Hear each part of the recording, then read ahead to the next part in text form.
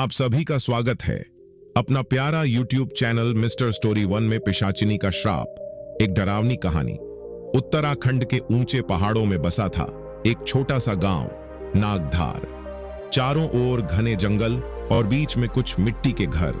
गांव के लोगों की जिंदगी सीधी सादी थी, लेकिन एक अजीब नियम था। अमावस्या की रात कोई भी घर से बाहर नहीं निकलता था। इस नियम की वजह थी एक प्राचीन डरावनी कहानी, पिशाचिनी का श्राप। कहानी की शुरुआत कई साल पहले गांव में एक सुंदर औरत आई थी। उसका नाम था चंद्रिका। वह एक घुमंतु साध्वी के भेष में थी, पर उसकी आंखों में कुछ रहस्यमयी चमक थी। वो जंगल में रहती थी, जड़ी बूटियां बेचती थी और लोगों का इलाज करती थी। धीरे धीरे गांव वाले उससे जुड़ने लगे, पर फिर अजीब घटनाएं शुरू हुईं। गांव के जवान लड़के एक एक कर गायब होने लगे। किसी की लाश नहीं मिली, बस रात को चीखें सुनाई देती थीं। एक दिन गांव के पुजारी ने बताया, चंद्रिका कोई इंसान नहीं, एक पिशाचिनी है। वो जवानों का खून पीती है और अमृतत्व चाहती है। गांव वालों ने उसे पकड़कर पेड़ से बांध दिया और आग लगा दी। श्राप की शुरुआत मरने से पहले चंद्रिका ने एक चीख मारी, मैं हर अमावस्या को लौटूंगी और एक जान लेकर जाऊंगी।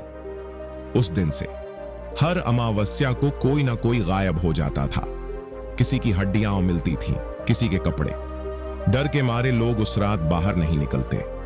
वर्तमान में अब कहानी आती है आरव की। एक शहर से आया फोटोग्राफर जो भूत प्रेतों की कहानियों पर डॉक्यूमेंट्री बना रहा था।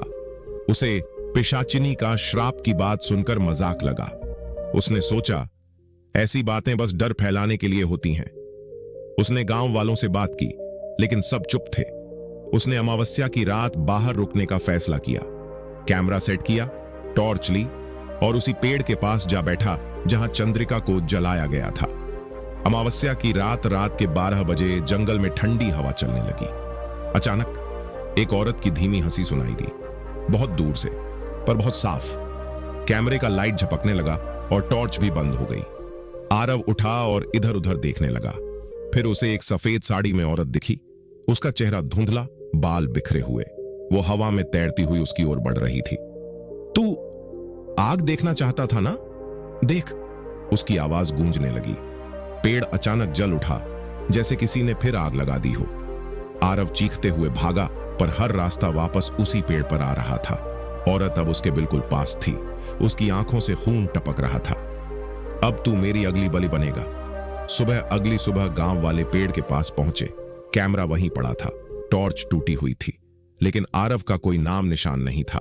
कैमरे में आखिरी फुटेज थी, एक औरत की आवाज, मैं लौट आई हूं। समाप्त। क्या आप भी अमावस्या की रात बाहर निकलते हो?